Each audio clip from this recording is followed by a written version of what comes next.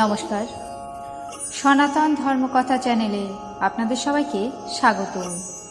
আজ রামায়ণের লঙ্কাকাণ্ডের 18তম পর্ব শুরু করব। 33 কোটি দেবদেবী, ব্রহ্মা বিষ্ণু মহেশ্বর, সর্বকালের সর্বসৃষ্টি, পিতা মাতা গুরু সবাইকে প্রণাম জানিয়ে এই পাঠ শুরু করছি। কুম্ভকর্ণ এবং বানর সেনাদের মধ্যে ভীষণ যুদ্ধ হতে থাকল। তারপর শ্রীরামচন্দ্র কুম্ভকর্ণের মুখে বাণ ভরে দিলেন, কিন্তু তাতেও সেই মহাবলী কুম্ভকর্ণ মাটিতে পড়ল না। মুখ ভর্তি বাণ নিয়ে প্রভুর দিকে ছুটে চললেন। মনে হলো যেন কালরূপ তুনির জীবন্ত হয়ে ধেয়ে আসছে। তখন প্রভু রামচন্দ্র রেগে গিয়ে তীক্ষ্ণ বাণ নিলেন এবং কুম্ভকর্ণের মাথাকে শরীর থেকে আলাদা করে দিলেন। সেই কাটা মাথা রাবণের সামনে গিয়ে পড়ল। তাই দেখে রাবণ মণিহারা ফণির মতো ব্যাকুল হলেন। কুম্ভকর্ণের প্রচণ্ড কবন্ধ দৌড়াচ্ছে, যেন পৃথিবী বিধ্বস্ত হচ্ছে। তখন প্রভু সেই মুন্ডহীন শরীরকে কেটে দুটুকরো করে দিলেন। বানর, ভাল্লুক আর নিশাচরদের নিজের শরীরের নিচে চাপা দিয়ে সেই দুটি টুকরো দেহখণ্ড মাটির উপর এমনভাবে পড়ল যেন আকাশ থেকে দুটো পাহাড় পৃথিবীতে পতিত হয়েছে।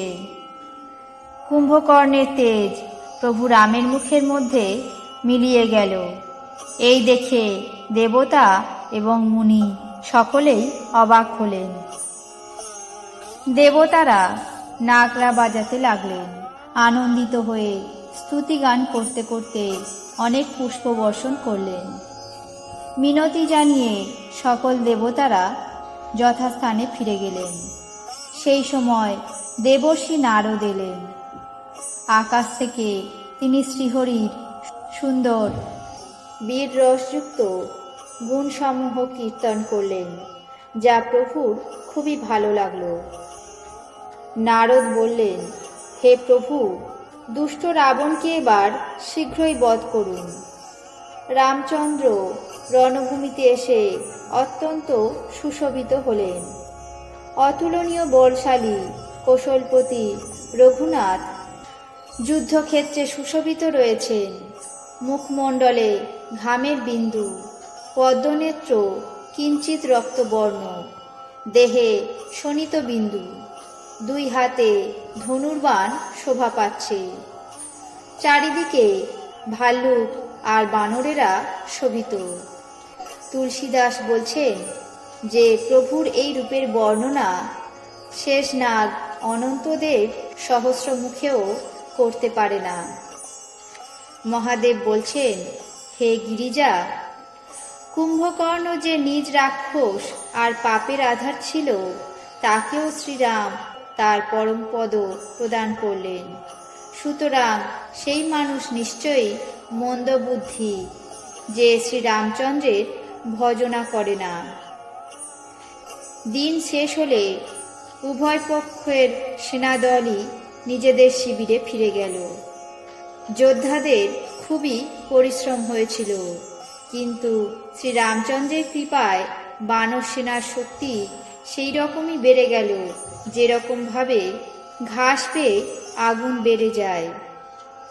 ওদিকে রাক্ষসেরা দিনরাত এমন কমে যেতে লাগলো, যেমনভাবে নিজের মুখে নিজের সুকৃতির কথা বলে বেড়ালে পুণ্য ক্ষয় হয়।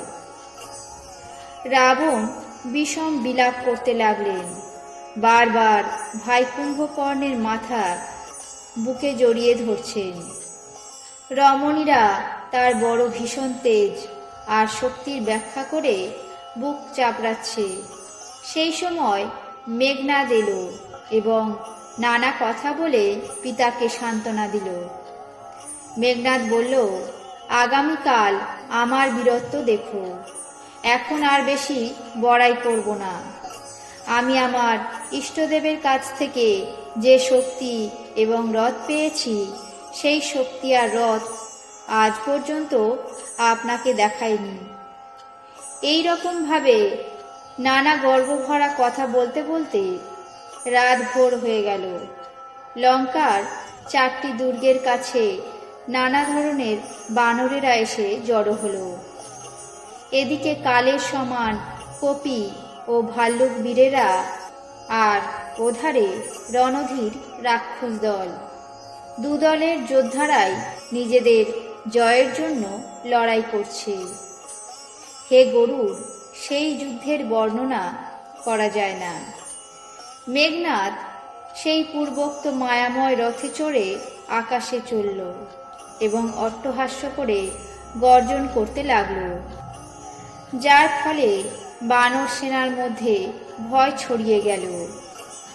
সে শক্তি, শূল, তরোয়াল, কৃপাণ ইত্যাদি অস্ত্রশস্ত্র এবং বজ্র আদি বহু রকম আয়ুধ তথা কুঠার, পরিখ, পাথর ইত্যাদি নিক্ষেপ করে অসংখ্য বাণ বৃষ্টি করতে লাগল। আকাশে 10 দিক বাণে ছেয়ে রইল, যেন মঘা নক্ষত্রে মেঘ থেকে বর্ষণ হচ্ছে। কিন্তু যে মারছে তাকে কেউই দেখতে পাচ্ছে না। পাহাড় এবং গাছ নিয়ে বানর সেনারা আকাশের দিকে দৌড়ে যাচ্ছে, কিন্তু কাউকে দেখতে পাচ্ছে না। তারপর দুঃখিত হয়ে আবার ফিরে আসছে মাটিতে। মেঘনাদ মায়া বলে দুর্গম ঘাট, বাট ও গিরিগুহাকে বানের খাঁচা বানিয়ে দিল। এই খাঁচার পথ কোথাও থেকে খুঁজে পেল না। বানরেরা বিচলিত হয়ে পড়ল, যেন মন্দার পর্বত ইন্দ্রের হাতে বন্দী হল। মেঘনাদ মারুতি, হনুমান, অঙ্গদ, নল আর নীল আদি সব বলবানদেরই অস্থির করে তুলল। তারপর সে লক্ষ্মণ, সুগ্রীব ও বিভীষণকে বাণ দিয়ে মেরে তাদের শরীর জর্জর করে দিল।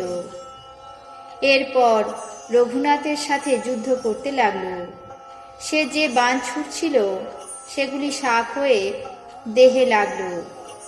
যিনি স্বতন্ত্র, অনন্ত, এক অখণ্ড ও নির্বিকার, সেই শ্রীরামচন্দ্র নাগপাশে বন্দী হলেন। শ্রীরামচন্দ্র সর্বদা স্বতন্ত্র, এক এবং অদ্বিতীয় ভগবান। তিনি এক অভিনেতার মতো অনেক রকম চরিত্রের অভিনয় করছেন।